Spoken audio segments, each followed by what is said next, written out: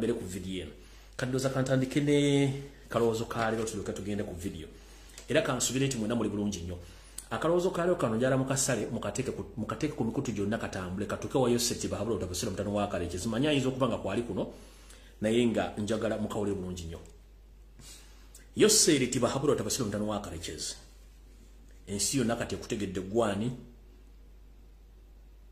kati wasigala kwebuzaabuza nakwekaza ng'omusazi w'obwayi ku kkubo naye ng'ekituufu okimanyi kiki kiri ensonga zino tuludde ebbanga tuzoogera era ndowooza batandise ozitegeera bazitegeera okuggyako abo abatasobola kutegeera nsonga zino nazikukukamu nazeetegereza mu kalowoozo ka leero njagala kagende eri yose eri wepoona ekigula luggi ffe nga ffe abaganda ne bannayuganda tulina engombe egamba nti okulwa ku nnyumba za landiro tekikufula nnyinizo yose eri okulwa ku nnyumba za landiro tekikufula mu nnyinizo butyo n'okulwa mu Uganda tekikufula munnayuganda ekyo njala kikutegeeza okulwa ku ntebe bannayuganda nga wamba mpambe tekikufula mukulembeze waabwe yensonga lwaki ennaku zino okozesa ensimbi nnyingi nnyo okusirisa abantu okubatta n'obubakwata so tekijja kukola butyo nga batugamba nti okulwa ku nnyumba za landiro tekikufula mupangisa yoseeri ne bw'onookola otya essaawa yonna egenda tuuka olina okugenda by all means gwe ne bw'onobeera mu Uganda n'ogiremerako essaawa yonna olina okugenda kubanga obukulembeze bwe buweddeko kino kivunulwa kitya kivunulwa nti gwe ne bwoga nti ofuze emyaka gy'oyagala okufuga still emisango gy'okuvunana mingi nnyo kubanga tuli munnayuganda ekyokubiri ogenza okola effujjo mu bitundu ebyenjawulo mu Uganda ndira ng'effujjo likoze mu bannayuganda naddala abaganda n'otuuka okuvayo n'okinnambuka nti ekibuga Kampala tekiri mu Buganda tusirika era nakyo tekikulekera naye njala kubuuza musajja mukulu gwe mukwebuzaabuza ne mukwebuzaabuza n'okugezaako okulimba ensi nti gwosinga okutegera history wa Uganda ng'ate wajja nga Serojja Lukoota kino tekikufuula mu ttaka ne bw'onoowamba ettaka lya Buganda ne bw'onooligula olimalawo tekigenda kufuula Muganda era tekigenda kufuula mu ttaka wa Uganda oba Muganda so ate lino ettaka lirina okuddira mu bannyiriro kubanga bino byonna byemukola twali tubirabyeko nti essaawa etuuka nga tosobola kudduka ali n'ekkoota y'ettaka oba ekitiyo kakaba akaveera kana akasukaali akalimu kilo 5 nga tosobola kudduka nalyo so kati buli njagala kutegeeza bino byonna byemukola okuwamba amataka okutta abantu oga nti Kampala teri mu Buganda okukola buli kimu tekigenda bafula bannayuganda kubanga mwenna famire yabwe muli bagwira era ekyo kimanyikiddwa bulungi kyenvudde nkugamba nti ekikulwisa mu Uganda mu kifo ky'okudde wammwe e Rwanda tekigenda kufula munnayuganda okumba ettaka lya Buganda tekigenda kufula Muganda ate n'okuzimba ebizimbe mu Kampala tekigenda kufuula nti gwe nannyini Kampala era Buganda era Kampala egenda sigala nga kibuga ky'Abaganda wano we nkugambira mu kalowoozo ka leero obadde n'obudde obumala Uganda yonga ensi ekuze kati eri myaka 6 bukyanga ebeerawo ndoza 6 plus ne ku myaka 6 abakulembeze bonna bafuzeeko emyaka 20 gwofuze emyaka ogenda mwana kitegeeza nti gobadde n'enjawulo yennene nnyo ku bantu abo naye olw'okuba nti mulina ekizibu kimu mulina cow mentality obulwadde bw'ente oba endowooza y'ente mulemedde okumanya mwalina enteekateeka nnene nnyo eyatusidana singa mwagala kusaanya Obuganda wiiki mwe temulowooza nti Katonda ali mugezi nnyo okuba nti yateekawo abantu mu Buganda oba mu masekati ga Uganda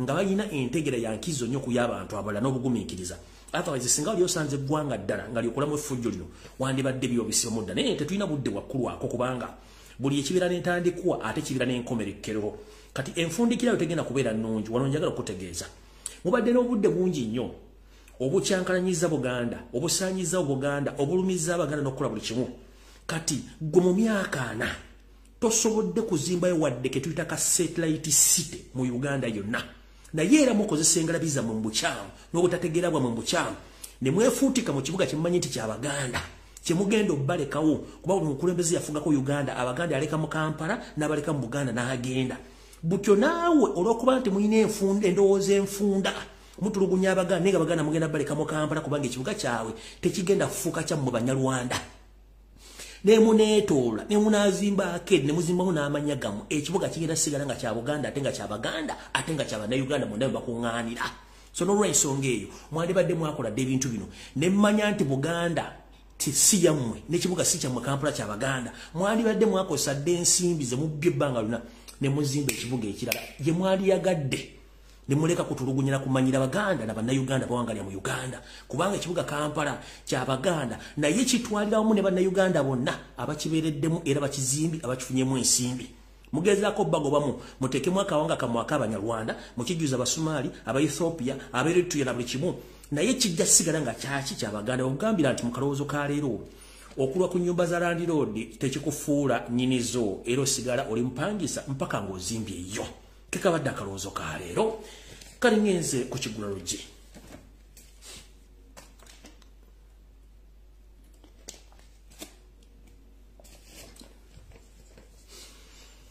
Era n'Ekigula Lujji kino njala kikutuulemu. Ekigula Lujji kya leero kya kukujjukiza.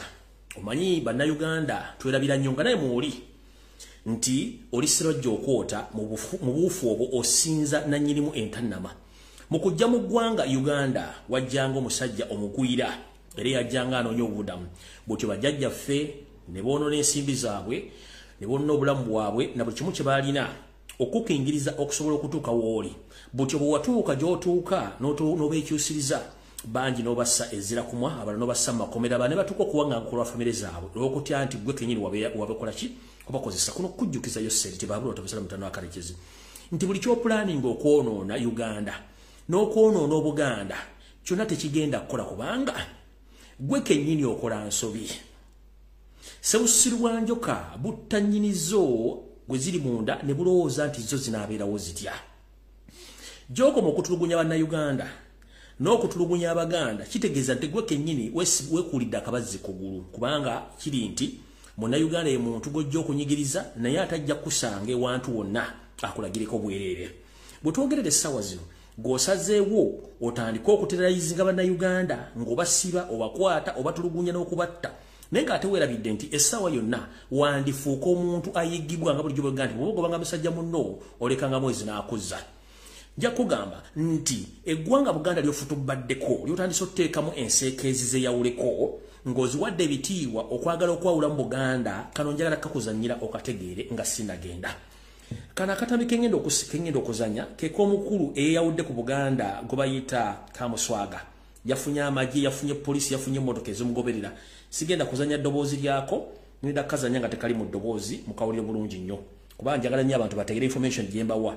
Yono Kamuswaga essaawa zino nga bw'afaanana.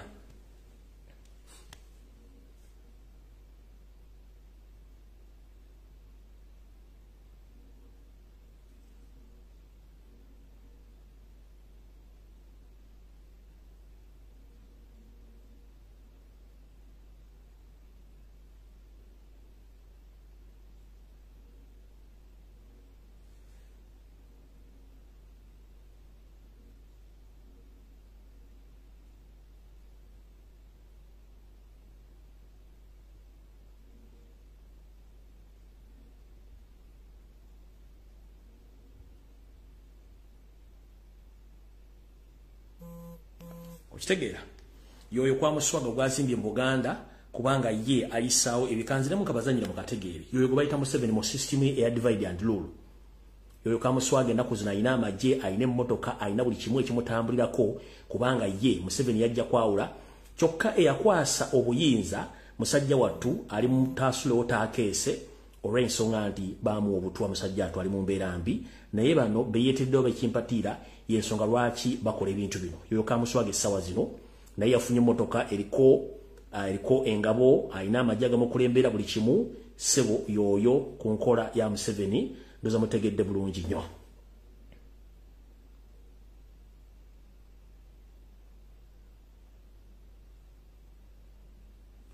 Alright, ndoza mutegedde bulungi nnyo.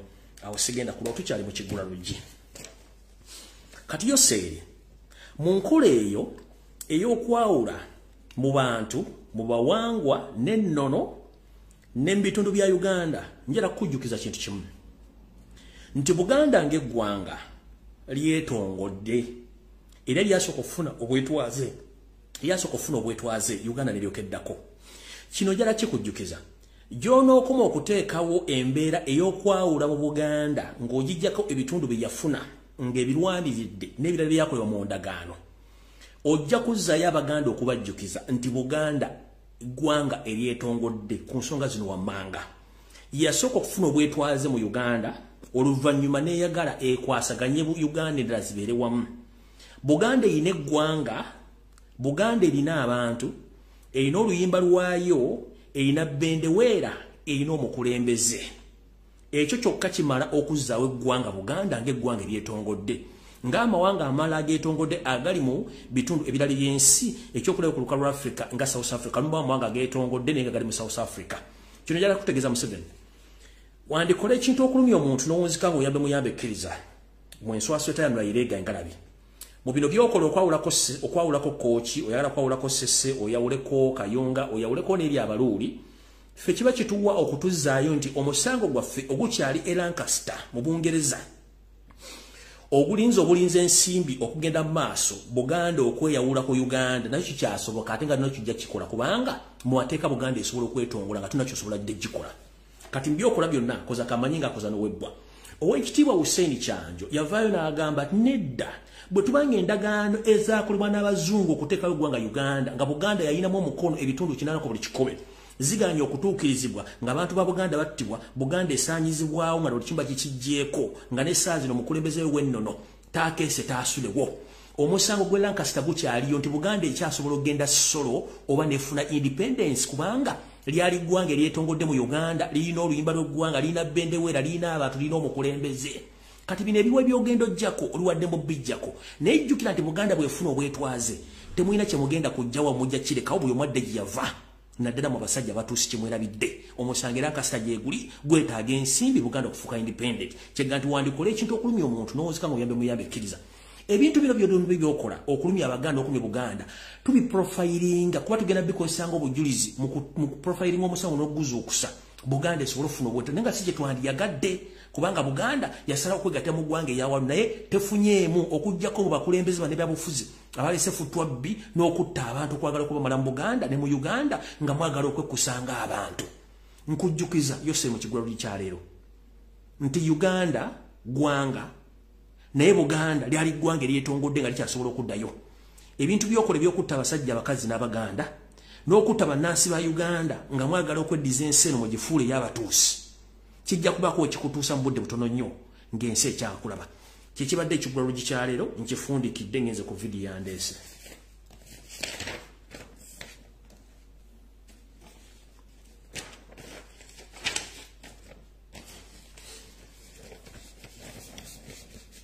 muntagingira abantu b'emibende bonna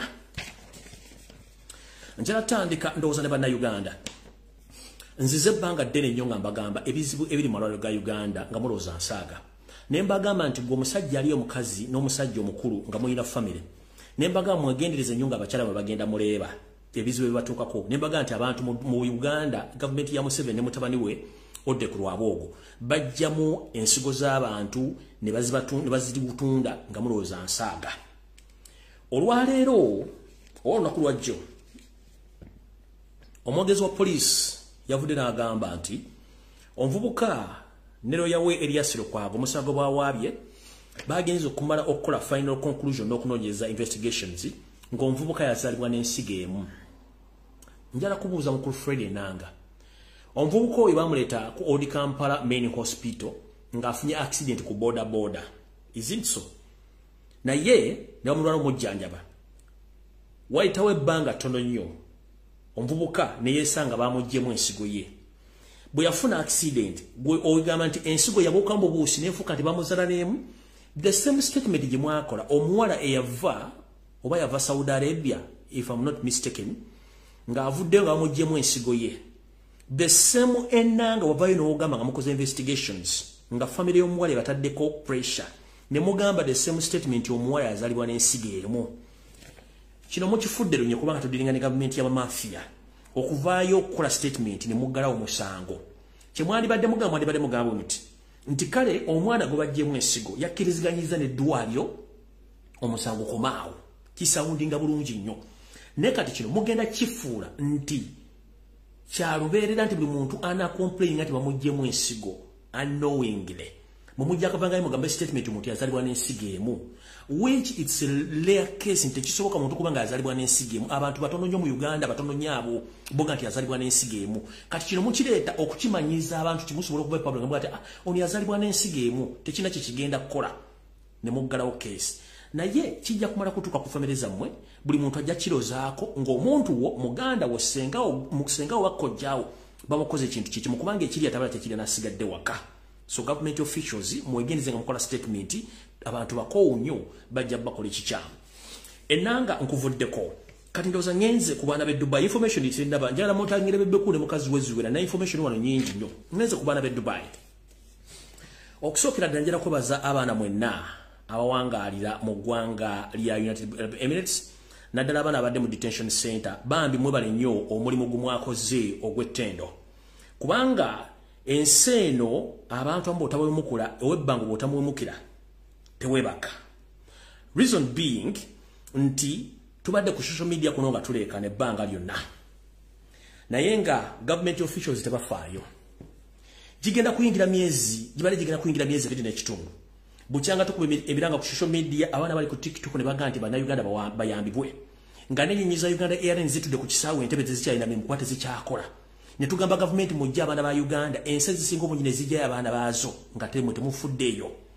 Kati olw'okuba nti mwadde mwagala kubisa ne Robert Kyagulanyi Center mu n'abantu abalina series abaguze ticket mune musalawo thereafter mukolagane government ya Dubai eyongezeyo time babalinde mbu munafuna sene mugule ticket bana abaana bakowu nnyo. Ekisooka mu myezi 2 n'ekitundu Dubai ambassador waayo oba ambassador wa Uganda mu Dubai mu Abu Dhabi gobaita simanyi kibeddi wandume kibeddi obutaswala n'olyokoja after 2.5 months ojola baana bano nga government ekusindisa okole blackmail oba buzeebuze nga mukola statement sezo abantu bandi appreciate the ensonga eno bandi badde basanyukira ensonga eno kwe kugamba nti nze kibedi wandume nzize ku government ya Uganda abaana mwenna mufulumu wantu tugende ku kiseba tikke no wazze simanyi tata awunya mama awunya senga kojja awunya neighbor simanyi neighbor awunya mama eza abaana sito tebagala ziwulira. Remember nabagamba nti omuntu okwemalako obusungu oyina okwogera ekikuli ku mutima. Ngenda okuzanya ka video kontu akazanyira ku social media naye ebigambo birimu sibikozesa wano ate sagala kusula bisitera bwa bikozesa. Nino kuba nti abaana bano balaze obukambwe eri abakungu ba government abakoyo balimba njagala mukkirize ebigambo bino bizanye nga bibiri sigenda bikwata mukuba sobola bi editinga naye njagala banyabula bassa abantu abakulu n'abaana batawalya video eno muna nsonyi olwaliro ka video kalino kazanya nga bwe kali muliro obukawa bw'abantu n'ebigambo bwogena wako balinyiza okuba si birungi matuuga mabawuza video eno naye njagala mutegeera abantu level kiko batuuse Museveni kwatuusizza abantu okuba nti abantu beekyayi batandika okwogera ebigambo binene ebitayisika mu kamwa. So kusokera njala kusooka okwetondera abalabira video zange nammwe abaana batabazira banti ebigambo bino mugenda okulya mu video eno bigambo bya Uganda tebisobola kubisikisa ku mpewo naye olw'obusungu abantu balina ku gavumenti ya Museveni ey'ekiyaye y'ensonga lwaki bakoze okwogera ebigambo bino nga bagoba ambassador n'ekibinja kyekyali kizze okubabuzaabuza nga basuubiza okuba nti bagenda batwala. So ngenda kabazanyira mwakala yedda naye ngenda kaddamu ne ebigambo ebirimu please si yange y'abannayuganda abyogedde naye nga sandibizanyo olw'okuba nti binennemukko naye njala mbiwulirize tugende mu maaso. Bana abaana bavudde mu mbeera ne bayisa bubi ambassador n'ekibinja ekyagenzo nga bategedde bagenda balimba. So mbasaba mu nsonyi olw'ekyo nga ngenda okuzanya video eno.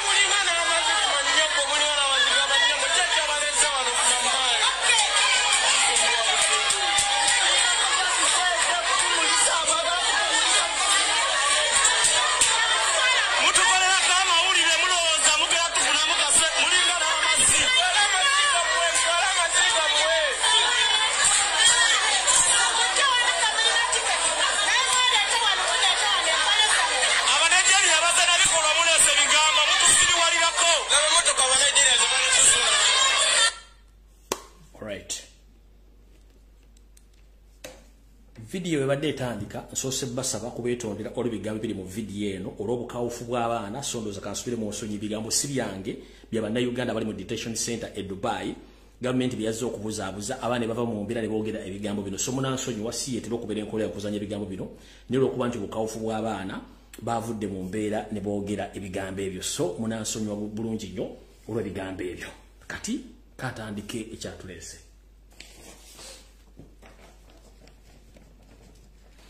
Nenga sinatandika njalo kubaza mwenna bannayuganda naddala ba bloggers aba National Unity Platform n'abataddemu ensimbi okubaza omukulembeze n'akakiiko ka National Unity Platform n'abantu mwenna basonze ensimbi ku lw'abaana b'okuddayo mwe bali nnyo balire ddala omulimu ogwo era nsaba n'abantu abalala basigala nga bakola ekintu kyekimu tusobole okwejjira baganda baffe kubanga luya lwa munyindo olwekula wekka tetugenda kulinda bantu bano kubanga tebalina ssente. The fact is the fake government doesn't have even a single coin in treasury. That's why bakola ebintu bino.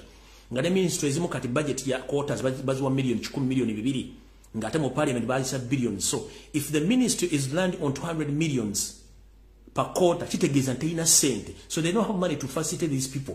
So fe banansi fe tulina okukola omulimu guno so njala kubaza mwenna abantu abasobodde okubanga bakola omulimu guno mubali nyo balerera mwenna mubalerera.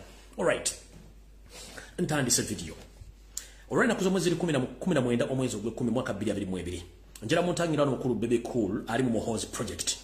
Wetwogeredde essaawa zino mwabatamanyi kintu kigenda maaso mu Uganda njala bagamba it is officially according to their master plan. Yo seriti bahabula tobasoma mtano wakati ensere temzazede nsanga bisibe na nyine toilet baina plan nyingi nyo nabanga nti baina ba strategist bali 20 basasula million ya 3 buli mwezi. Whatever is taking place in Uganda, these are the masterminders who must collect to plan each and every diversion, each and every project which is taking place in Uganda. So these 20 people, they are of Rwanda's origin. They are paid 30 million monthly to divert, to convert, and to confuse Ugandans, and all the projects that have been funded by Museveni to confuse people. So, but abantu balina program yawe already bamaze okukola kye tuyita survey n'okusampulingako what is coming. As we speak right now, omusajja gumula Museveni essaawa zino gumulaba yayiika dda Windows, yetaga Windows update, which is too late. Nobody can update his Windows apart from to hand over power ku bannayuganda kubanga akimanyi pressure ena nyingi. And this is to remind you, nabagamba mafuta agali ebuliisa bagatandika ddogasima era bali ku border between Busia Malabando za munjja bulungi nnyo. There are so many machines and tanks which are still coming to Uganda nga bazitwala buliisa okusima mafuta ako kubanga nage bunyolo bagasirisa kati secretary bali mu kusima mafuta gebuliisa ebire ebintu bingi kwa items nyingi zingira Uganda zita Malaba ne Busia era ku board mwa waliwo warehouses ziryawo ebintu bingi nnyo bataddeyo kanjira tandika bwenti. Waliwo kyemutamanyi kyejjagala obbalaga right now. Yo seriti bahabulwa yakola kye tuyita testing oba kasuka ejjinja mu kisakawuli ekyekifaayo. One, yamanya nti 85% bannayuganda bamukooye politika tebakyamwagala. Either alina kukozesa mundu na kuwaayo ebigagga bya Uganda byonna eri abazuma mafia batya. Njala bagamba 65% of Ugandan minerals zonna bazuba mafia bakomedde Museveni mu buyinza. So we don't have minerals in Uganda zonna zaagenda. Ekirala nabanga ne media yagigula nga tesobola mwogerako negatively balina mwogerako positively. Kati yasala wasooka aleete Muhoozi Raga muteeke mu public amutunde through birthdays ne kigala people ne bamulaga tebamwagala.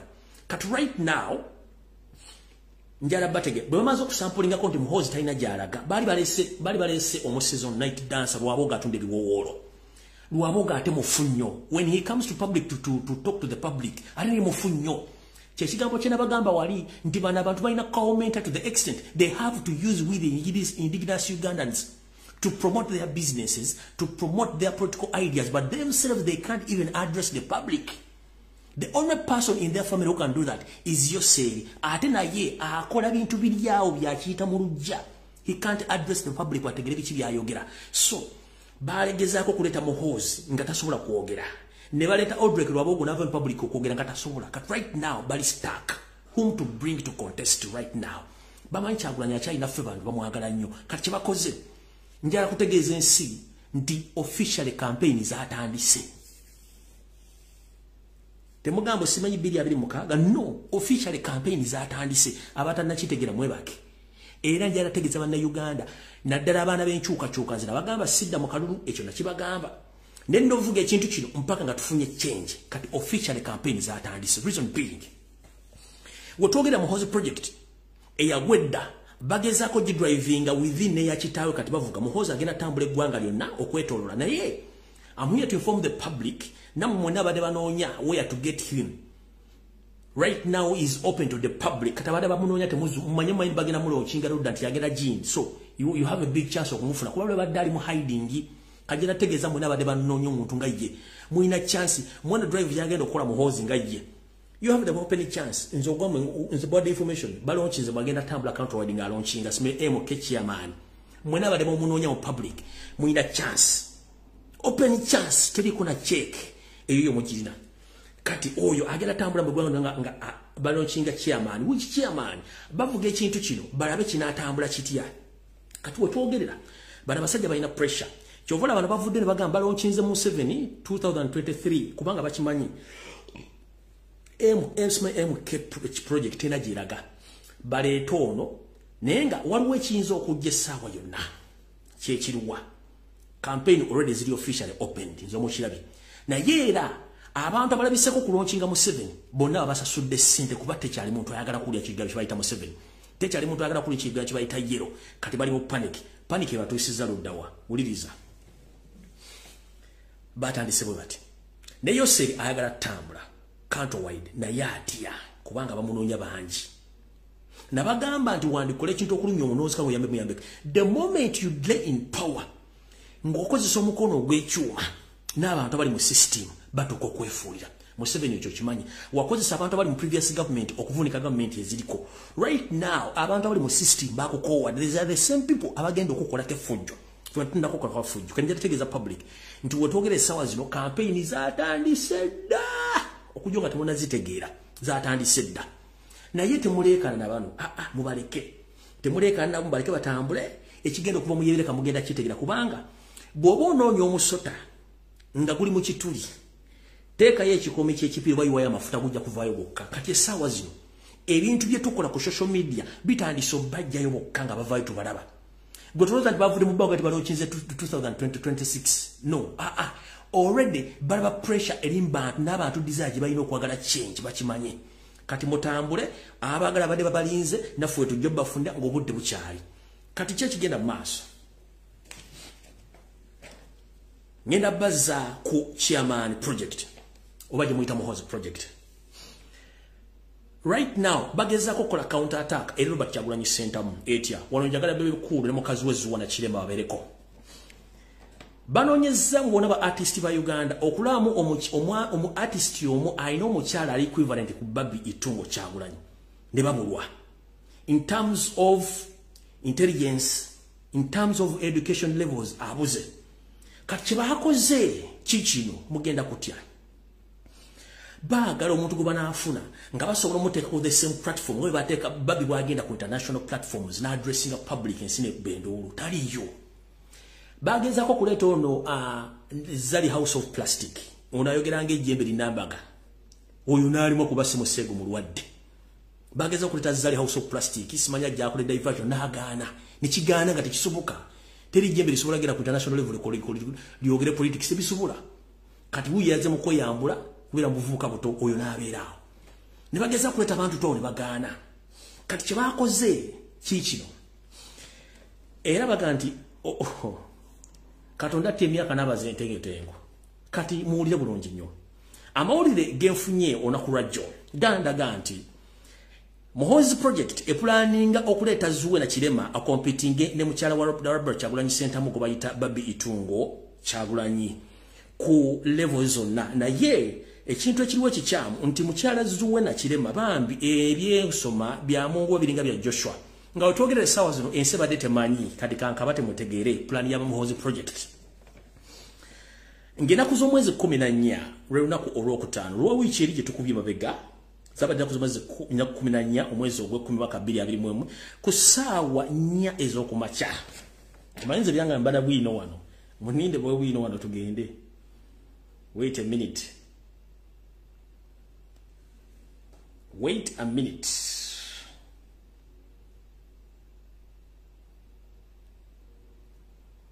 wait a minute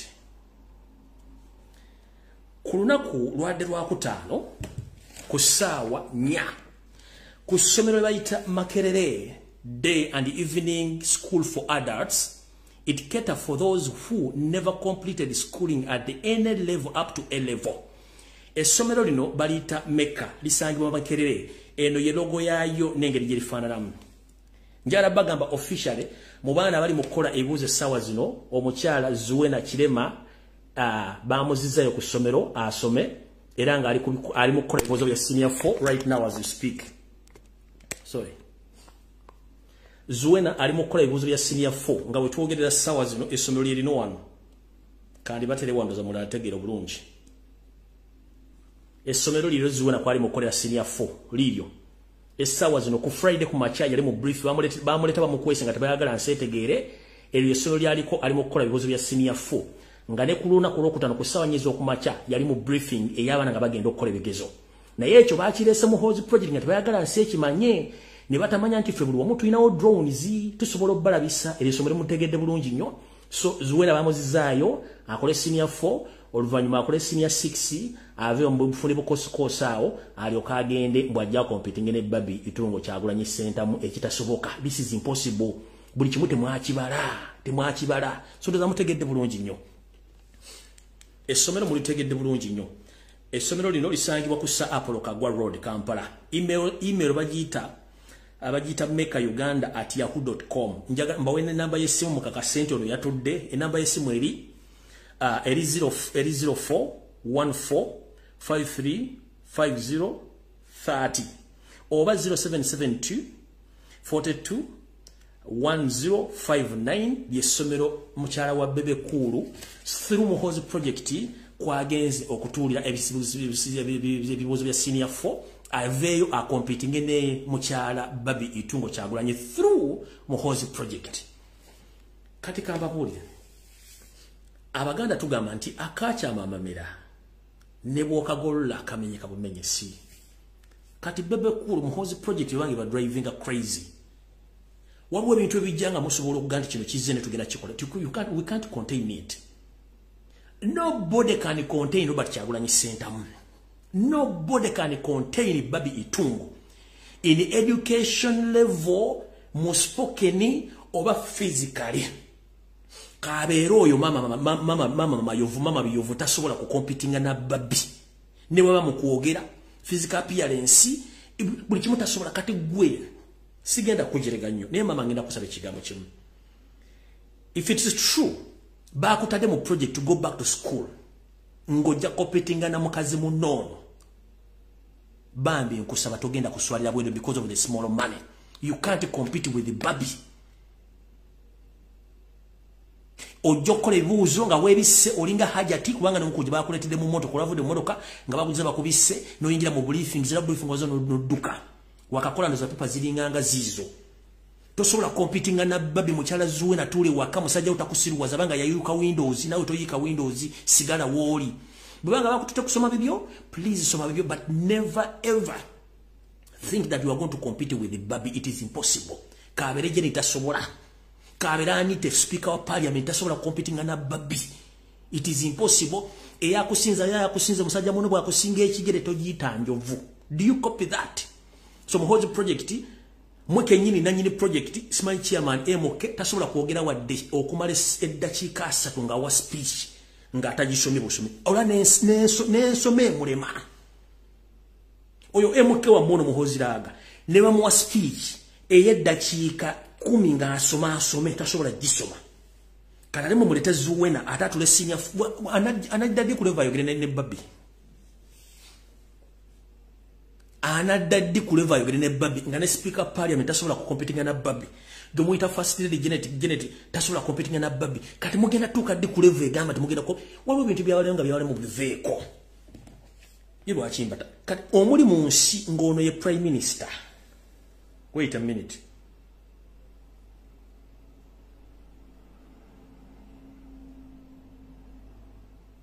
Muninde okatuma mbalage prime minister nina amawulire mangi nnyo mugumiikirize bwe mbanga muli mu nsi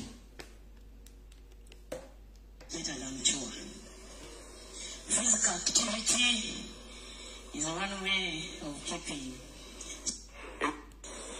You are aware that prevention is better. Oyo nga ye Prime Minister oyo. Physical activity oyo is one way of keeping. Oyo nga ye Prime Minister oyo. Play it again. Oyo nga ye Prime Minister. You are aware that prevention is better than cure. Oyo. Physical activity is one way of keeping such an disease. Kati Prime Minister nazina amazina anga na kino kisanze bayita Namatimbo. Prime Minister, a full Prime Minister azina amazina ga Namatimbo bino bisanje binna Matimbo. Kati ng'ojja omugeza ku babi mbumuddayo kusoma akakyamera ne bw'okagoola kamenyeka bumenyesi. Kati mukyala Namatimbo ono ye Prime Minister mwe Namatimbo wuno. Huyo Namatimbo azina amazina alinga kisaanyi wuyo mu public. Physical activity is one way of keeping. Kati mwina Prime Minister nga yono muzaizu weno okusoma jako opitige muzi project mbukuba mugera mu platform ye mwaza a competing ne babitungu ekyabalima kyali kyabalima mu kiveeko kubanga chairman nanyiri project ire yayika Windows gumuyita MK yayika Windows 2 bolaba anko mutambule ko simanyo li Toyota simufere mu lwadde leta nze ire kibamanyi kimuku kuujja biwojjolo kunywa wala jina kubba golodi wa Uganda kyekyuka kibamanyi nothing else. If I may ask one question, have you ever heard anywhere Toyota addressing the public exceeding 2 minutes? Have you ever heard in Zaire addressing the public exceeding 5 minutes?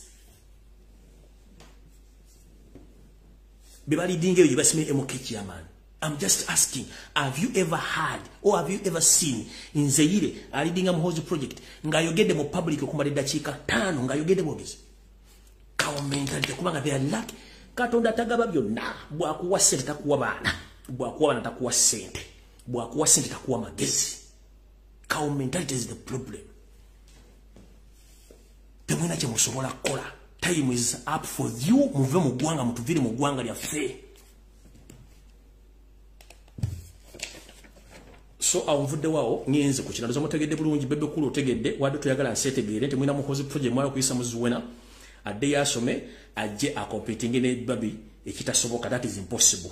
Your project ya fudde ngenze maso.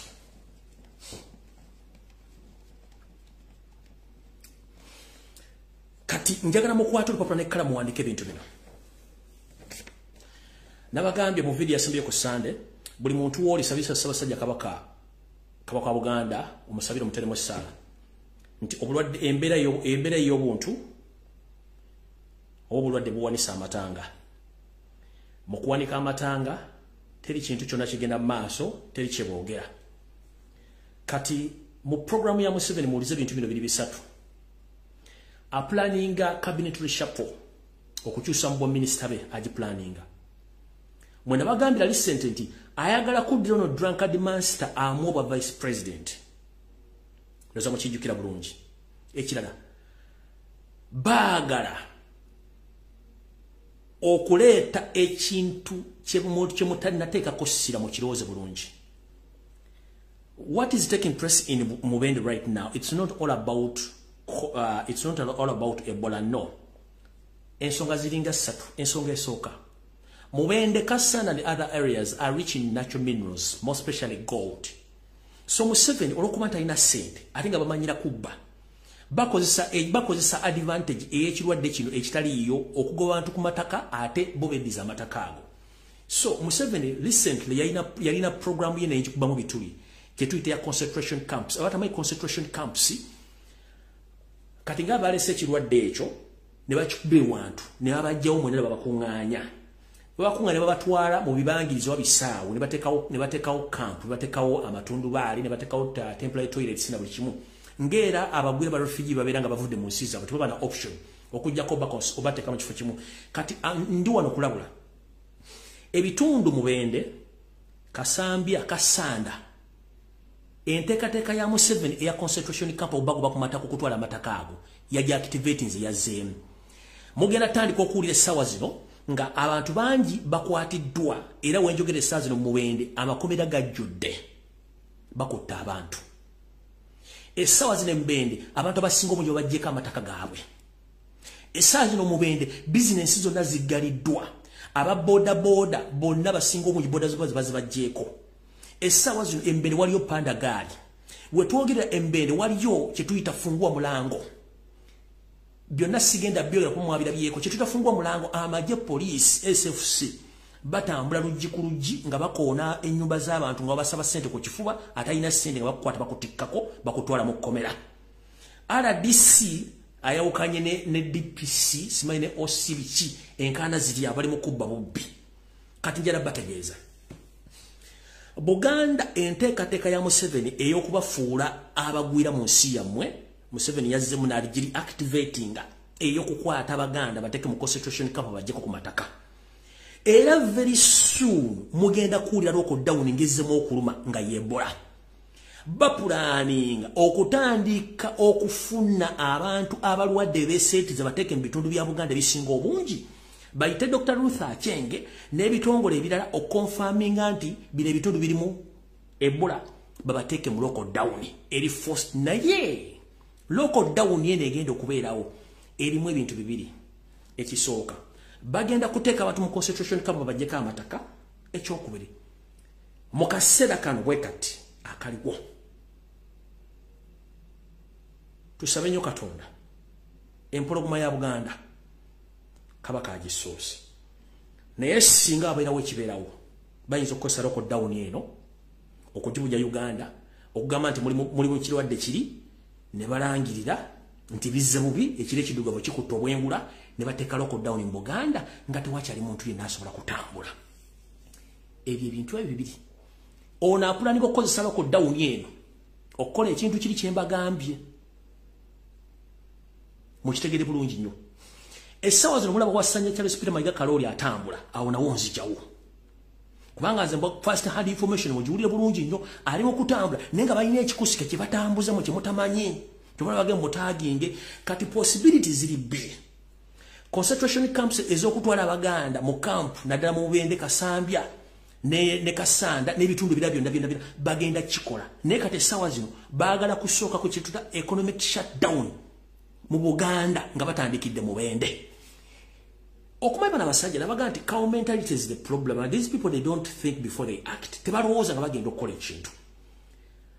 Ensi zonna when you talk about something known as Ebola, it's a deadly pandemic breakout nga n'omuzungu akiwulira dduka. But unfortunately mwabala muga nti mu Bubende wali Ebola. But resident bagamba nti no buno si bulwadde. If people start asking questions get to know that they don't trust the government. Reason being gwe ongamba otya nti otaddewo kafyu wa kiro okutandika ku saa 12 mpaka ku saa 12 ez'okumakya. But even the authorities bokozesa batambula nongamba nti you've closed people's business including transport, but transport omulala owamu akyatambula.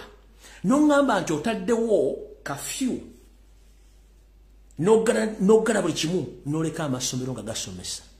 Who is fooling who? If it is a pandemic breakout buli kimu kigenda mu total shutdown provided you have enough money power and enough food to supply to give to those people. But right now tetulina kye tuyita food reservoirs oba amaterekere gw'emmere bannayuganda singa abajja obuzibu osobola obalisa tuzirina kuba ne mu COVID kyakulema. How dare you put people under curfew and lockdown without providing them food and water. Noleka amasomero nga gali open. If there is Ebola kyandibadde total lockdown. Teri mbuzi etambula keberenko kukabere muntu nga bataddewo kye tuyita lockdown nga bataddewo ne martial law majege gakola gegalamula ngate ne amasomero basoma ate fun enough abazadde abayina otola bana ku masomero bakozesa boda abala batambuza bigere mubakwata boda ne muzitwala muziteekayo. Information enjirina wano manze sikana nammwe sikayana nammwe. All right. Ntegezeddwako nti wetwogerera essaawa zino buli muntu kati ayagala ekimutambuza ne gwe bambyeko pikipiki asasula wakati w'emitwalo 10 kwenda ku mukaaga zitwalibwa mu bank njala kubuuza when you implement curfew in such a situation or implementing a curfew against waliwo outbreak how dare you noga nti omuntu yenna agenda okukwatibwa alina okusasula essente ng'asasula mu bank njala soka kuzanya voice note eno yokka ndyoke ngende ku birala eno yino abakungu bangi nnyo mu gavumenti abalinda okuwaluka kw'ebirwadde nga bino nga bo bagenda kuzimbako na kufunamu ssente nagamba nti nze nga mulindwa ndi mwogezi wa NRM nalondebwako ku kakiiko aka task force akaayita kwakalwana COVID-19 nga nyina kugendayo okugyayo amawulire okusaasaanya amawulire nga bali omwogezi wa NRM eri abantu naye kye nalaba ng'enkokola ze baatukuba abasajja embaluka y'obulwadde abasinga abakungu mu gavumenti ya Uganda mu kibiina ekyakulembera kyakulemberamu ng'omwogezi yagamba abasajja bo baagala kuliyako buli ssente nabagamba mu puroguramu eno yanebula tebabatugala naye bagamba nti enkwata ya ebintu by'Ebola ndaba erimu ekyejo ekiro sizanya kinene nnyo awo nvuddewo njala kuzanya kalala kuba mbakwata one by one wulira obuvuyo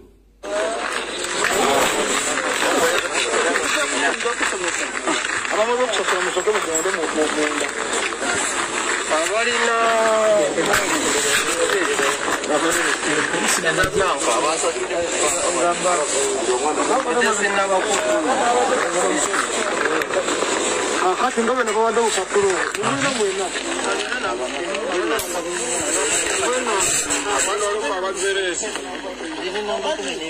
wakati tudakutandikira kubuno obuliko negative ala obuliko negative obo banga babadde basose wali ko ayi wali nene nambe mu Uganda tusomesa ubwempisi ko aha ngono Tangi tikabu jogana. Afane ngabali jana ngabali. Soko ndeke. Tangi kaka. Drone. Wewe tusoka atize kote batadeko.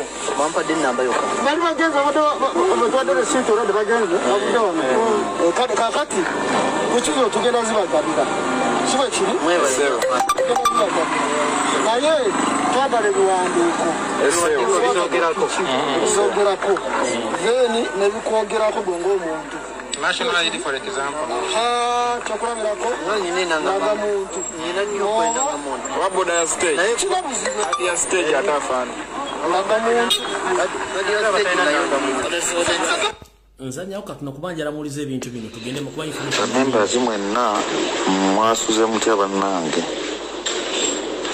Ensonga yaffe egenda maaso mumanyi nti twawandiika ekiwandiiko kyaffe twengeejinze n'abakulu ensonga nambemu mu kiwandiiko kyaffe yali eyogera ku ngeri abantu gye baayisibwamu ekintu ky'okuwamba booda n'okuzita unconditionally nga tewali kakwa ebintu bingi nekye mbamanya ekirwadde ekyo scam bali mu kunoonya ssente zisasula ba government officials mu bitundu ebyo n'okusima golodi wepono okuteeka lockdown mu Buganda yonna very soon bagenda teeka lockdown mu Buganda wonna mujja kuulira nti Masaka wabadde abalwadde bati MPG bw'obuliseyo abalwadde bati mugenda okuwulira nti Kayunga wabaliseyo abalwadde bati mugenda okuwulira Eruwero wabaliseyo abalwadde bati ekigenda okusukka kigende Entebbe Kampala ave yagambe total shutdown lockdown mu Buganda bayisewo kye baagala ekyo sigenda kirwako kangende ku nsonga endala. Alright,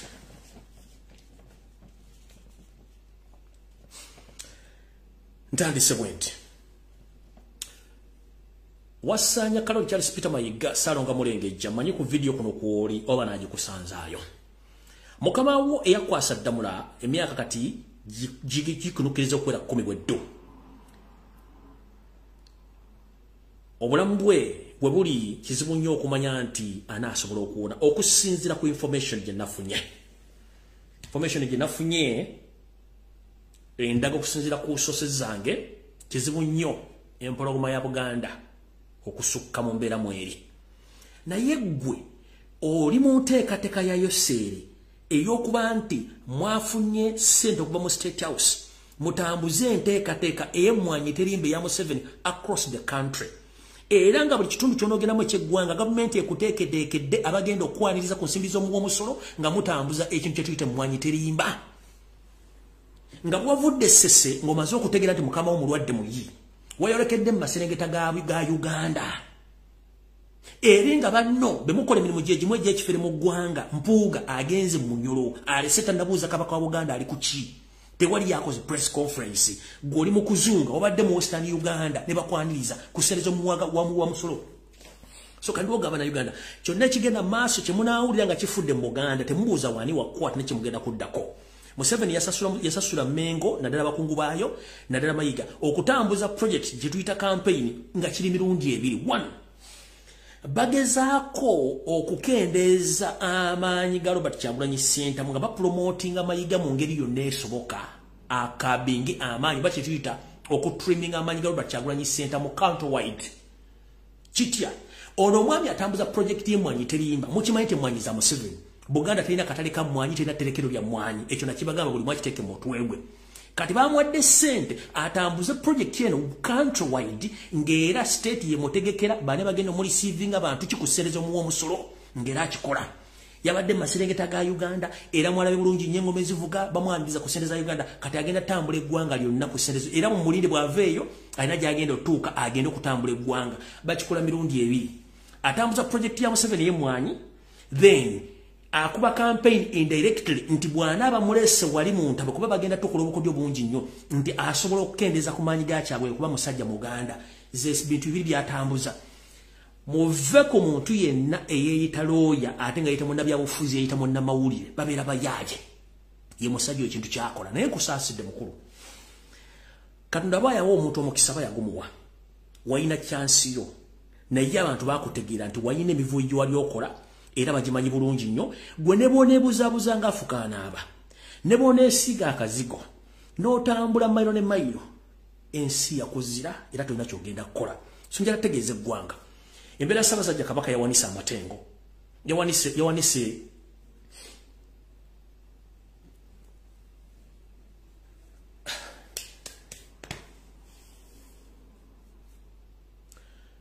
embeera Ssaabasajja Kabaka mwali teyogerekeka. Speed lockdown gyetambulirako n'obuvuyo musabe nnyo byenjogera wano bireme kutuuka ng'ono omwami ali mu kutambuza project y'emmwanyi across the country kubanga ye system gye bamuwadde kati. Kino bakikola batya?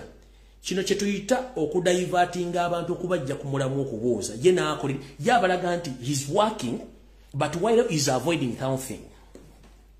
Mayiga gavumenti emuwadde ssente atambuze project y'emmwanyi terimba countrywide naye nge emabega alina ebizibu byalesseeyo byatayagala bimufeesinge kati mwabalaba abagoberera mugo omusajja ali mukola atambuza mmwanyi terimba simanya bulira bana naye nge emabega alina ekizibu kyalesseeyo kyatayagala bantu kutegeera nti kitambula kitya. Ne bwe kiba kiguddewo bajja gamba badde ku mirimu gya Bwakabaka ng'agitambuza njala kubuuza basajja ba Kabaka abakiise mu Bulange budget mugirina Buganda source of income ojijjawa era mu budget gye mwateekawo mwali mubayiga okutambula eggwanga lyonna ng'agenda asomesa emmwanyi terimba oba Ssaabasajja Kabaka yavaayo olumu n'aga tugenda tandika project y'emmwanyi terimba. Njagala mukozese ku bwongo bwammwe kitono nnyo mukozese muyambise ku bwongo bwammwe musooke mulowooze. Buganda etasoloza musolo ono atambula ne convoy ya motoka almost motoka 6 ssente azijja ludda wa. Buganda etasoloza musolo era lwaki tasobola kuva n'ababuulira ensonga za Ssaabasajja Kabaka atuuse ludda wa. Kati ye atambula nga alina bono gati ebizibu byewako biresewaka oli ku mulimu omala emirimu talina kyasobola bakolera okugjako babuzaabuza era nga bweri enkola y'abasajja bano ate baswala. Kanjala bagamba kyonna kyekiri ekituukawo mubeere nga mukimanyi nti ono omwami ali ku project ya kutambula ggwanga lyonna kusereza omuwoomusolo nga Museveni yayitaddemu ssente era ali mu kutambula agenda tambula. Yasookedde Ssese n'avaayo n'agenda mu maserengeta eno basajja n'abakazi abanyankole n'akola omulimu gwe gumu kati agenda kuddamu ateekinge ebitundu ebirala ng'akola omulimu gwe gumu. Awo tugenze mu maaso. Alright. Kyonna ekigenda mu Bende mukitegedde bulungi nnyo ensonga eziryo saagala zibaddiramu buli kimwe kigenda mu maaso mukitegedde naye njagala mbagambe nti ebintu bigenda mu maaso mu ggwanga by'amaanyi nnyo mulina obyekengera n'okuba nti mutandise okuba nti mutegera ensonga zino kati mubadde mukyali kweza ensonga waliwo baganda baffe abali mu ggwanga erya Buyindi abali mu bizibu bye bimu ng'era bannyinaffe bye balimu ne baganda baffe abali mu ggwanga erya UAE njagala nsooke nkubire abakyala bano n'abaana bababuulire ensonga zino tulyoke tugende mu maaso ngenda bawe eddakiika zigenda kubeera 3 zokka tulyoke tugende mu maaso mutegeere ensonga nga bwe zigenda mu maaso naye kino mujja kyerabirako mwe kennyini abantu mutegeere ensi etambula etya kubanga mu ggwanga erya Buyindi bakugamba welcome to the incredible India for Indians only. Hello kale nnyabo naawe gyebale kale kamale tu okufunayo mikwano gyange wano ndowooza nziremu okukubira naye nti obudde nna butono nnyo abantu babalinze bali ku live kuno baagala kumanya nsonga zammwe osobola ozikwasaganya wekka oba kubanga obudde tulina butono kanfune munnange kubanga naye abadde yakwambuuza kati nti onkubidde ne mugaa tannankubira alabika ali bize kati lindamu katono mu ddakiika mmeka nga 5 kansembere waali kati tambula nga bw'oyogera bannange lwema aliwa alright ndowooza badde bakyalina bye batukwatiriza naye nga njala bategeeza nti bannayuganda bali mu ggwanga erya India era nsaba minisita ow'ekisiikirize akola ku nsonga za Uganda ebweru Honorable Nkunyingi Muwada otuyambeko ogende ku embassy ya India mu Kampala side ze Kolo otutegeyo complain nti bannayuganda bali mu ggwanga erya India bayisibwa bubi mu ngeri embi ennyo bannayuganda basinga kubeera mu kibuga Mumbai babeera mu kibuga kye bayita Goa abalala babeera mu kibuga kye bayita Karnataka oba kye bayita Bengaluru abaana bano kati abasinga obungi ennamba esula ku street baba bagoba mu mayumba bali mu makomera nga n'ekibasibye tebakimanyi bakubibwa naye nga ne gye basula tebasobola bawa mmere naye nga ate abayindi bali mu ggwanga Uganda bali mu kweyagala bali mu n'amataka balina kyokka nga India baga welcome to the incredible India for Indian is only naye nga ate omuddugavu tebakukkiriza kweyagalira mu ggwanga lye kyokka bali mu ggwanga beeyagala kati bannyinaffe ne baganda ffe bali mu ggwanga erya India abasinga bali mu kibuga Bangalore kye tuyita Karnataka bali mu kibuga Mumbai bali mu kibuga kye bayita Goa bagobeddwa mu mayumba enamba esinga eri makomera reason being nti balina bonga bo ebintu byemulugunya bingi nnyo naye sijja kugamba nti nawo batuufu naye sooka ompulirize bulungi nnyo ensonga z'abaana abakyala. Hello. I'm loud. I'm loud. Yeah. Jabale ko sebo. Kale nawo ndayo jeba ko lyabo. Kale sebo. Kati enseba wuliriza mu nyumye mbozi ya mu dakiika mukago ba 10 tuve wantu tugende. Kati fe tulieno India tubadde tusaba buyambi abaana bali mukomera babakwata fe abali ebweru wano wenjogerera tuliko abaana 5 abalala bonna batidde okujja wano lwakutukwata naffe wano wetuli tuli ku bunkenke batukwatira bwerere batuwa mayumba tusula mu nsiko tutuyina kyakulya tusaba buyambi kuba tuli bubi mukomera mulimu abaana 3 be bakwata tebagala bata Tubadde tusaba ku buyambi mutuyambe nsonga ki lwaki baba mayumba lwaki babakwata titumanyi baba bagamba tebagala kulaba wano muddugavu Obadde omwana oba omukwatise talina mpapula luli babadde babakwata sibalina mpapula ne babakkiriza ne badde ewaka essaawa abaana babasiba baliyo bakamala emyaka 2 kati ne mu January bakwata abaana paka leero babagamba basiba bulamu bwabwe bwonna tebalina kye bakola ne bwogenda ku dduuka gula kyakulya bakugoba abayindi bali mu nsi yaffe balina emirembe n'abali eno nabona n'obwoba oyagala kintu kukigula ku dduuka bakikuma ne bakuvuma ne bakuvuma bubi batukuba basirikale batukuba emiggo ne mu nsiko wetubadde twekwese batulumbyeyo era twadduseeyo nsonga ki ze babawa tebatugamba kintu kyonna batugamba mbu tebagala muddugavu mbu tugenda bamalamu mwenna abaddugavu buli omwadde mu nsi ye kyokka bali mu nsi yaffe bali bulungi kati tusaba abantu bani abasinga okufuna ebizibu mwagenda India kukola na kusoma bizibu ki mwasanga byabajja mu masomero oba bizibu ki musanga bimusangira abantu bategeere kubanga bajja babuuze India mwatukayo mutya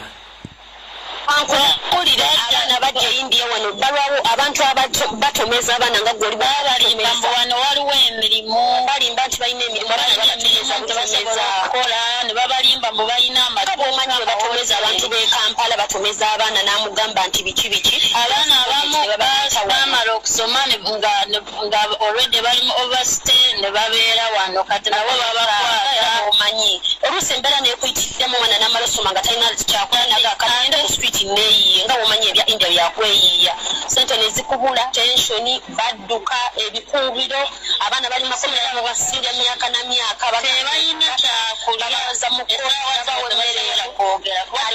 bakwata gwe bajjako essimu abaana bali makomera tebalina n'amasimu mukwano wange mbadde njagala ayogere nayo yaŋŋambye essimu kati ssaawa zino abasirikale basula omwo munda mu bulumu mwe bali batanse okubaawula kati babaawula babadde babasiba goona wamu naye kati batandise okubaawula tetumanyi nakigenda mu maaso naffe abali ebweru batunoonya tetulina kyakukola tetulina ssente tetulina bwe tugenda kudduka tudde ewaffe kuba tetulina ssente tebatuwa kyakukola tebatuwa chance kati ensonga zino zibadde ebibuga ky'okusinga omuntu yandiyagadde ebibuga ki ebirimu bannayuganda basinze okusibwa era misango ki gye basibira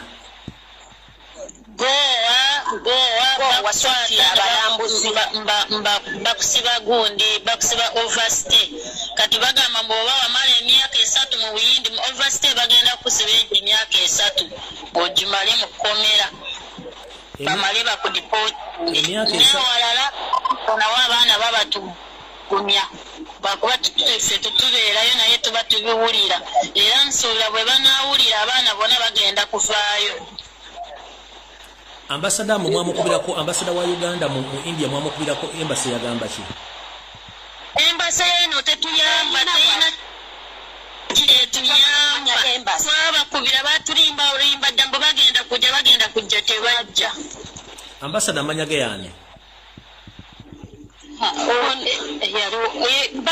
bagamba mbu bamukyusa twamanya kati tetumumanyi yennyini newofuna enamba ne bwogikuba enamba tulina tubakubira akugamba okay tugenda kukyogerako tebasobola kujja abaana bonna batandise okugwa eddalu abaana babonaabona n'abalwalire babateeka mu kkomera obajja mukwano gwaffe muddago wagwa ddalu bamutadde mu kkomera bamuneseza abaana b'ebweru bamusibye yekka abaana tetumanyi bwe bali kati njagala oyo mukyala ayogera mu Lunyankole asooka ayogere mu Lunyankole message agisindikira abantu b'e Kampala amanyi Olunyankole bajjule then gwe ayogera Oluganda osebe mukyala ayogera mu Lunyankole yogera sindika message mu Lunyankole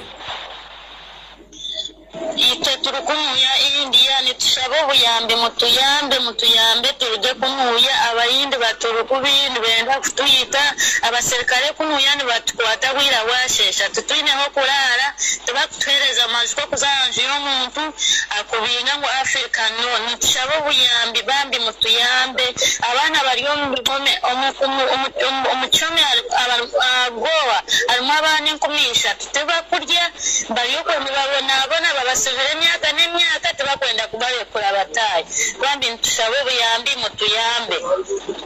Alright, tuyanziza kati gwe omukyala ayogera mu Luganda naawe sindi kubako mu Luganda obulira abantu ensi yonna bizibu ki emufacinga biki emwagala ensi ewulire then tunaddamu olulala. Bannange nze kyensaba bayambe bannaffe abali mu makomera kubanze bukyanzija wano kulira abaana bali mu makomera babakwata ogenda ku dduuka bakwata tusiba mayumba tusula mayumba tetusobola dufuluma nti oli foreign oli mu city India ogendeko ku beach owugeko tekisoboka bwe bakusanga bakukwata abali mu ddwaliro babakwata abagudde edderu babakwata abali n'empapula babakwata buli kimu nayina visa bamukwata ne bamugamba wazze kukola mulimu ki wazze kukola ki batugamba bunaku tugenda bamalamu abakazi abatuwa amayumba batugoba nti mune tebabaagala n'omugaa ate ebyogera nti tetubaagala bannange bano abantu bagoba emisinde essaawa 2 ez'okumakya ng'oli ku street edduka 10 kubanga olabye abasirikale ebinuubulo fenna tutudde enkwagula tulinga abajja okubba n'osiba omwana nti talina byogera n'omusiba ngo yabbye boda nti alina ojjiza bannange mbabuulira abayindi balina empisa embi n'ogenda ku hotero ogule emmere ne bakugamba nti wano omuddugavu tatuulawo bannange India obonaabona zisanga nnaku ng'eri eno ate abakazi batomeza abaana tebabagamba kibagenda kukola olinza n'okumanyira ku airport ng'ebintu byonna babikwese buli we tulaba ayambadde uniform odduka bw'olaba ow'obulevu kati batulaga bulevu nti oyo nno musirikale nga mwekweka mubeera mu ssaawa 6 bannange tubonyeebonye kyokka bali waffe beetaaya embasa teyambye abaana bagudde eddalu abaana balwadde abaana bakoze buli kimu omwana nabeera nga talina kimutaasa naye abaana bali mu kkomera singa babajjayo balina eza tiketi basogula tiketi naye bali eri bunaku babagamba bateeka mu kkomera osiba otya omwana kuva January omwaka nga gutandika paka kati agenda kuwoza ati yabbye eki tewali banaye babayambe tukabira bannaffe abali munda kuba naffe batunoonya tusiiba twekwesa tukwata amasimu tusiiba twekwese mu nsiko. Alright, kale obaka kasita butuuse nja baddira ku Sunday.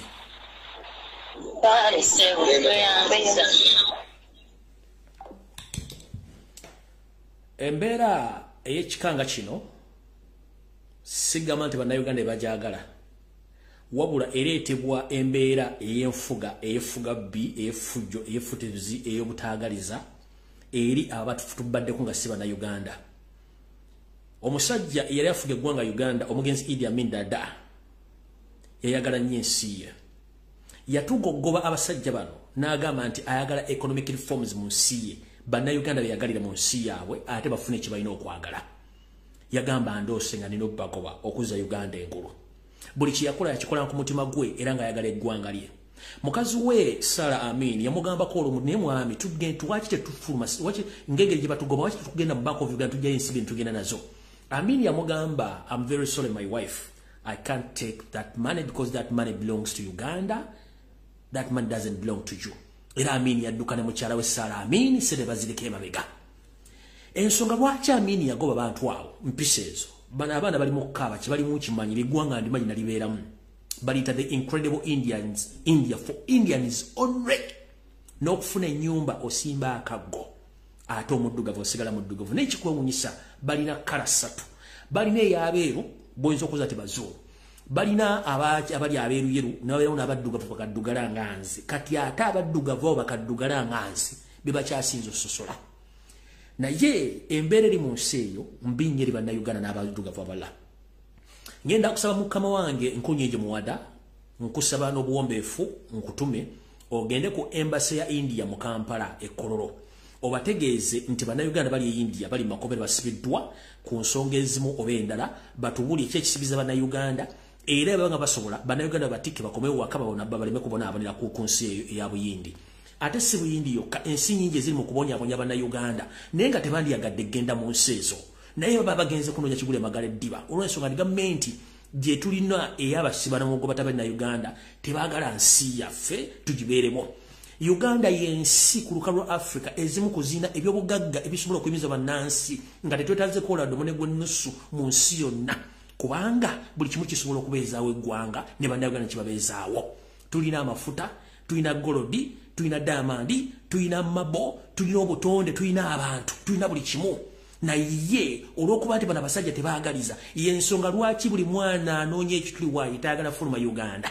Ne bamugamba nti waliwo oggoonya waliwo empologoma ku bizibu byalina alina okufuluma nene gye bagenda ne basanga ekizibu kyekimu gwe tugambira nti munnayuganda abonyeebonya alinga eyabbende ku mulumbe nga n'olumbe lwali lwa nnamwandu nga ne nnamwandu teyazaala. Lwaki abaana b'eggwanga abonaabona batyo nga balina okwaba obwe ensi etonnya amata ne zaabu mulwokuba mweyagalizanga abantu kasitaani kammwe akato kazukulwa mukazi ka Museveni bakagenda bakatwala mu Amerika okuzaala naye omwana n'otuuka okubanga ali mu ggwanga eggwira naye nga bannansi ab'eggwanga batulugunya bannayuganda bali mu nsi batambula ng'ensenene tebalina byogerako bakola bizinensi batambuza kabalagala batambuza ensenene batambuza sabbuuni nga n'omwana omuwa ennyumba eyindi yakifuuse kizibu. Amin wangaala wummula mirembe wasinga bangi abataayaaya nga zino embaata zaneti mbuzikulembera eggwanga nga tosobola kumanya the only source of income kati gy'osigazizza is the Ugandan who vanished from Uganda and went for green pasture. Wandibadde balondolwa buli wamu That's why tulwana tufune peaceful transition of power tusobola okubate kulya ku nsonga zaffe. Right now as we speak n'okwogera mwagala bana Uganda baleme kwogera. Mutisatisa bana ku social media mujigadde mutadde amateeka g'ekifere muti mwagala muntu ayogere. We shall speak until all cattle go back home. Tujja kwogera. Eyasigala okutya jasigala munda ya nnyina. Eyasigala ovumwa jasigala munda ya nnyina. Ffe tugenda kwogera mpaka kubanga tukoya akamanyira kasumagize eyalira. Bana Uganda babera mu kubonabona ngensi yawe gye bagidduka mu kwati bana kyakola. Omuzadde nawerera omwana from nursery school up to the university na holding a master's PhD ngatana wasobola kola. Remember each year passes you can't gain what you have invested. Omuzadde na investing money senteze natonera takawerera omwana asobola omufuna kimugula magale diba ngatasobola. Mwagala tukabisa maziga ki. Kiki mwagala tugamba. Ensi mugigamba ki. Abana bavudde Dubai on a private funded mission. Nembasiba ku kisaawe Entebbe nga mbamuza ani abasasulidde ticket lwaki mwavudde Dubai mwagere muto bombo clat gwe wotagudde akacupa kamino woto okawo omwana ave Dubai ate omutuuza ku kisaawe Entebbe mbuuza mbu yafunye ata ticket. What kind of nonsense is that? Bwe mba temukyasobola muve mu nsi yaffe mugitulekere kubanga mwatadde okutiisatiisa abantu ne muteeka amateeka gatogera kuba temwagala abantu boogere. Bemba temwagala abantu bakole mukole ebintu abantu basobola okulabirako ddala. Bana Uganda bali mu India basinga obungi bagenda kukola na kusoma. Naye beesanga olw'enfuna entolo y'abazadde baabwe. Balemereddwa okuweerera abaana baabwe. Abaana basalawo ng'abantu abakulu okuyiiya basobole okwebeezaawo. Which is okay. As long as tasse muntu. Tabbye muntu. Kubanga n'abayindi bali mu kampala mu gibakola kitegerekeka. Nze I don't blame anyone mu Uganda ali mu yonsi yonna nga ali mu koloba yine papo batalina. As long as tabbye oba tasse muntu. Ebisigadde Katonda yamanyi. Gwe n'owerera omwana okuva mu nasale nga alina diguli nga tasobola kukola talina mulimu gw'asobola funa. Ne gy'agenze temusobola mu protectingirayo. Tulina abayindi abaagala okufuna status ya citizenship mu Uganda naye ng'ate wabe gye basibuka. Wulira bana Uganda bali mu kkaaba. And Museveni is willing to give Indian status in Uganda to be Ugandans among the tribes which are found in Uganda when Ugandans are suffering in India.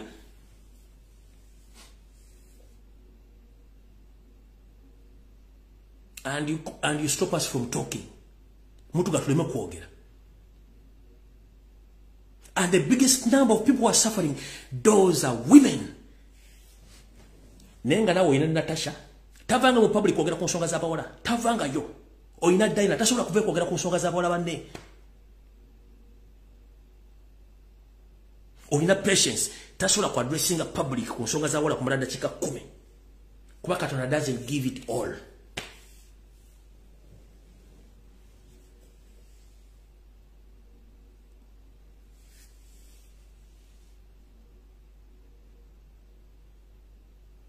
Kuno kunsite kuli muntu asinga kusafaringa ku nsi kuno nga mukazi. Abasajja we can survive anywhere. Naye omukazi buli amulaba wamutunuulira amulamu ekintu ekirala.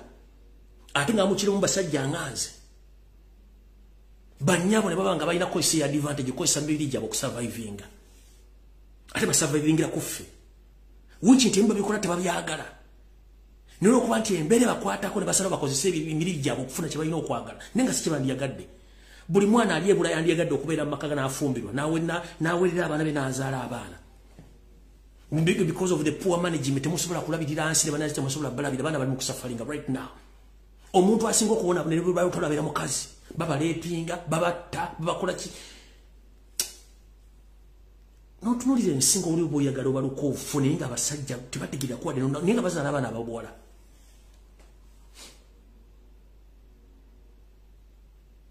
Omwana w'omuntu ali mu Saudi Arabia akola 24 hours alinga balubu tevaako bajja kubagenda kwebaka. Omwana w'omuntu ali mu detention center okumala emyezi 4 e Dubai. Mu nsi erimu advanced than Uganda. Naye nga ne gavumenti esobola kumanya nti omwana ebbanga libadde ng'aweera ali mu Dubai abadde akola. When babuuza mu economic reforms zammwe ziri ludda wa? What are the main income? What are the main economic incomes za Uganda nga teziriiwo? Kuba tetukyalina export, tetukyalina cash crops. The only export gye tulina ya labor. nene bali giraze temusobola gimanaging ngate income kubanga buli mwezi kitonye mu Uganda solo sindika senda sindika emitwalo 5 ekitone nnyo ne mujja ka emitwalo 10 kuba na Uganda bali Ulaya zisintemeka ne because muri disorganized kyagula nyavude yakola kyasobola ate mulimisa ne musiba concert number ne mutamanya baba yita mwagenda e Dubai mu trade show eyaliyo ensi ne zisetinga ebintu bakola mu nsiza fun enough kamba buli ekino mu kitegere nti ensi yaffe nfu oyo musajja ne babbi banne baba wo modale Dubai baleta matagalato n'emiti emikalu ne bupakete bw'omwanyi bupakete bw'omwanyi bateekawo nga tebana kintu kiba display nze kirala kiva mu Uganda era president would buy buyajja natulaga bano balabaga ti Uganda this is what you only have yai ti mulete video nga makutumu yamala ku mudalago mu dakika eweremu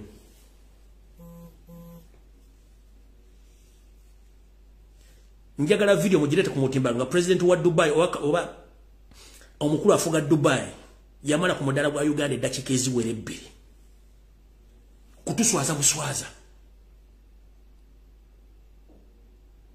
kimwakola mwasettinga bana bawala nga bataka kuzina mazina maganda ye export gimuli nawo ngante musula n'abana bakyabanja matagala togokka gemwaleta n'emiti emikalu n'obupaketi bw'emmwanyi mwaleta nga temulinawo kirala muze Dubai ku export kukola export expo mugenzi mu expo ne mutuswaza buli mwana alinya ku kisawo entebe n'ava waawe eyo yandibaddenga tax income ngira mulina omugoberera ali ludda wali seefu kuba buli mwezi asindika sente ndakyo nekyo balimu okutegeera kubanga you hate the Ugandans mumuli bagwira buli mwana yandibadde afuna visa awo yandibadde mu kuba mu ngalo kubanga buli mwezi agenda kuleeta sente e Kampala nilo okuba kawo mentality you hate them never fune bizibu you don't care ongambo kyo muyindi ali mu kutambuza chapati asika Rolex e Uganda mwagala bo status ya citizenship babera manga the tribe mu Uganda nga bada Uganda bali mu kabira mu gwanga lya India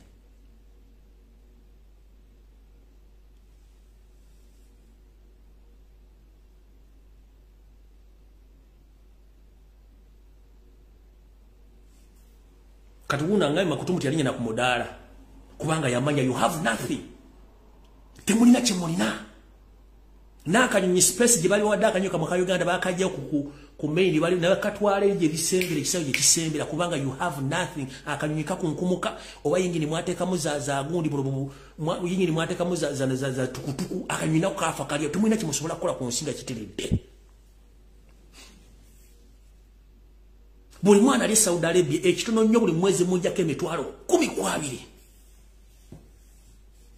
wali abana bagenda mu kakadde k'abaana oba mitwalo 5 gy'abaana ze sente meka abaana abali Dubai buli mwana ekitono nnyo mujja ke emitwalo 10 mu kisolo kusereza asindika as a tax income ne you don't care about them abaana abali Qatar abali Oman abali Luddawa ne buli nsi gye bali abantu bali mu Europe bali mu America sereza basindika Uganda in fact bana Uganda bali mu nsi z'Ebulaya mukole muri kintu ngojeko emisolo gisoze mu gwanga wakati ya revenue authority bana Uganda bali mu diaspora mukwate fo kya kubiri but they don't care about you nibogenda kusaba passport bagikuwa ku embassy za Uganda kubanga you nothing you can do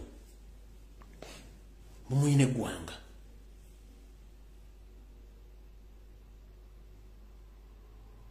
kati mwazze wano no sindiko nakalema simenda abasirikale bali wano bazze kusoma ekola training bade mu training munoza sikimanyi wasindise nakalema kujjo contract ngana abantu babala mbamanyi nasala wasigenda kusirika ewe banzika nabagambawo gwe kiri mu ogenda offense ngenda sigala nganjo ganda mujja kuntisa kulwa bana Uganda let others keep quiet I will stay talking abalabona bajja sirika mugenda bagula ngenda sigala nganjo gira mpaka ekyokufa ngabwe nabagamba nti mayiga yampita nuwa mawagali ne nuwa mawagali agenda ngenda kuzo mwezi 3 na mugongo namulambula mbajukira mujulizi njana yafuko mujulizi kati peri ne bwe bwakinga kibaddewo kizibubi ndisigala nga bwendi sirya mu nsi yange lukwe siri nanaagira enjiyita e binjiyita b ebisigadde saagala kumanya ndi immune mu kutiisibwa ebisigadde Katonda yankulembera kubanga yamanya amagenda gange n'amadda ebisigadde bya Museveni nawe ennaku z'obalambale tosobola kubala zange buli omu Katonda yambalira ennaku ze mulekerawo kutiisatiisa bannayuganda buli avaayo okwogera ne mujja mu inbox ne mbabuzaabuza kubanga temwagala bantu boogere ne munaateekawo amateeka gakola gatya tujja kwogera and we shall speak for those one who can't speak and we shall stand with those ones who are intimidated. We shall stand for those whom you intimidated, who fear to speak. We shall speak for them. However, black men, however, smite evangel, we shall remain strong until. Kubanga the moment okwata Sereza Museveni, one ensibo jiri demolukwe, two, ogenda kuluzinga credibility yo ate ogenda kuyika obwongo Windows zigenda kuyika otandika okulowooza ye ndoza bale ku media buli yasereza Museveni muchera buli yasereza Museveni yayika Windows bibogera tebikwatagana bonna basiwufu tebakyategerekeka balinga batali banna Uganda kulya sente na kwebuzabuza nga bafuka banaba the moment zino ze quality ngomuntu alide sereza Museveni one esooka tadda mu kutegeeranga ye 2 yebuzabuza nga afuka anaaba 3 bamugamba kulumba Kyagulanyi muvuma n'aba bali mu struggle 4 alozinga credibility 5 endowooza etaninga okubanga eyaba NRM 6 basiwuka ne bafaananga ebiwemmemeku nga ne bwaba ayogera omuntu omulaba mu Windows omulaba mu bituli bw'otu nga mutakyategeera buli yali asereza zoza the qualities olabirako omuntu yali asereza Museveni okitegedde bulungi kati ffe basigala ku mulamwa tujja kwogera mpaka ne munaleeta blackmail simanyi propaganda simanyi against mumala biseera tujja kwogera alright mukama 13 mpeera ekiro ekirungi mwelaba